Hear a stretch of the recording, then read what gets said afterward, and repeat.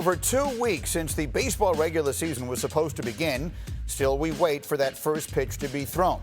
As last reported, Major League Baseball is focusing on a plan to begin as early as May in the Phoenix area while living in relative isolation. I believe a biosphere was the term that our Jeff Passan used, and Jeff is back with us here, our baseball insider, as we sort of try and put this together. So, Jeff, you had that story last week about them looking into Arizona as a potential bubble location. Where do we currently stand on those plans for beginning a season?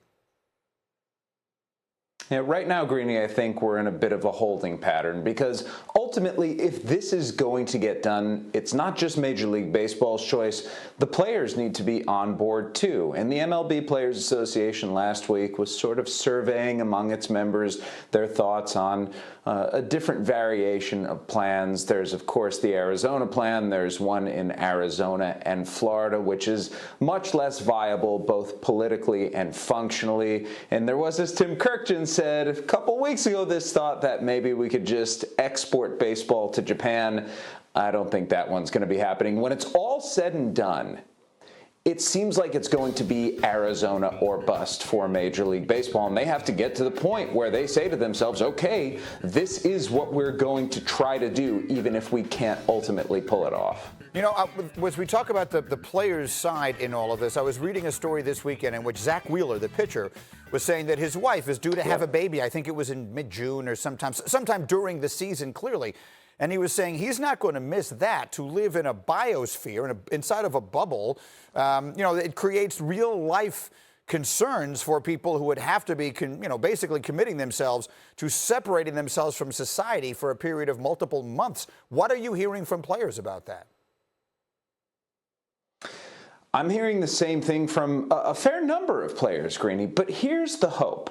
The hope is that this starts off as a biosphere, and eventually we get to the point in this country through testing and through antibody testing and through understanding a little better what the coronavirus exactly is, that they can move beyond this biosphere and go back to their cities. And even though they will probably be playing in empty stadiums for the rest of the year, the idea is that this would be a 2 or maybe 3 month thing as opposed to a 4 or 5 or 6 month thing that encapsulates the entire season. Now, of course, there is the possibility that it turns into that, but idealistically, they want to spend as little time as they can in Arizona. Fair enough, but I mean, whatever the expression is, in for a dime, in for a dollar. If you go to Arizona and you start there and you can't figure out a way to get out, you're basically in it. You're not going to call the season off 2 months into it if you're playing along the way. What are the potential financial ramifications that we're looking at big picture here amongst all the different options?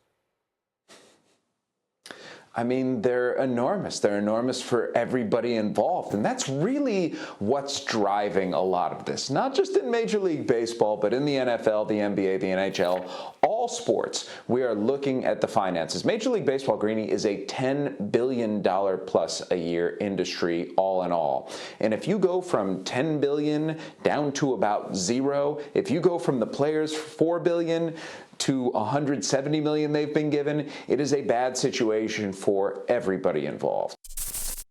Thank you for watching ESPN on YouTube. For live streaming sports and premium content, subscribe to ESPN+.